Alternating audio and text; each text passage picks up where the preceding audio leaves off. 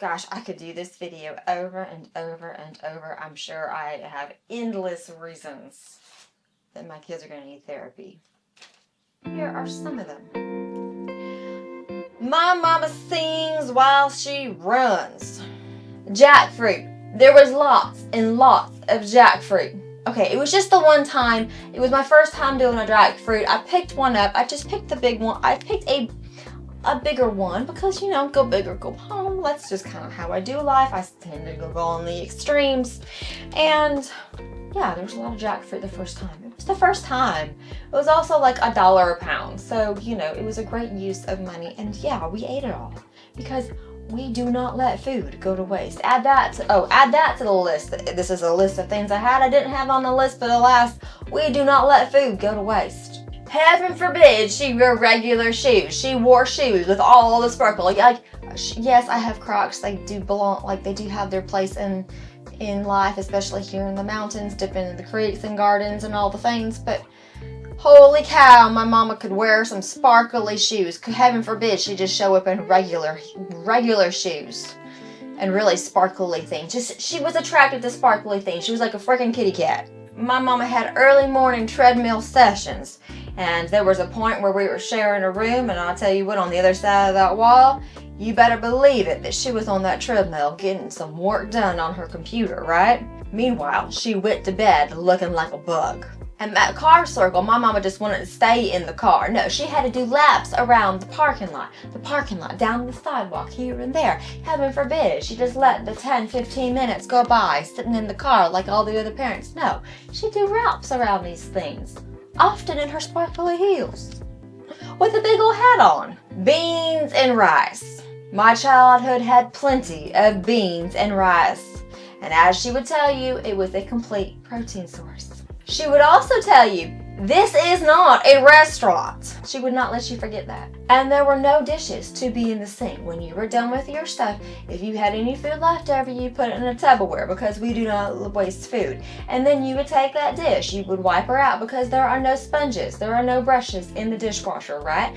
So you give it a pre-wash. Then you can put it in the dishwasher. It's not a restaurant and there is no maid. And don't you forget it.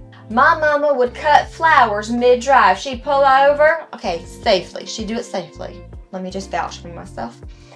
And then she would carry clippers with her, and she would just cut off flowers. My mama would not let you forget to chew your food thoroughly, because as she would remind you, there are no teeth in your stomach. Water, soap, water. You get in the shower, put on some water, put on some soap, put on some water.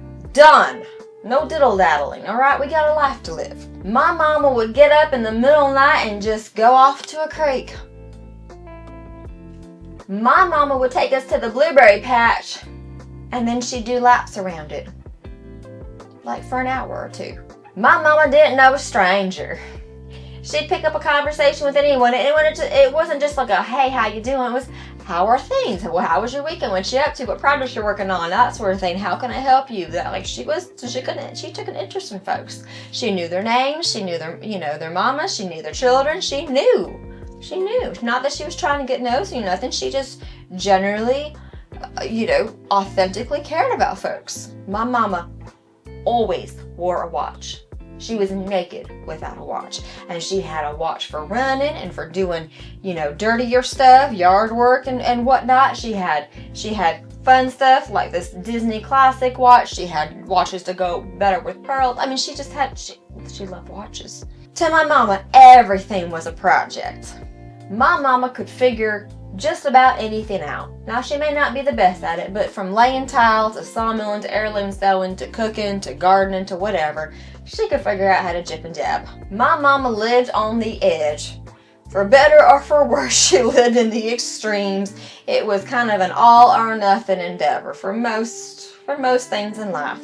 As my mama would say, there's a YouTube video from explaining how babies are conceived, how birth happens, how the galaxy looks, to the country of Italy, to how helium gets out of a balloon. There's a YouTube video for that.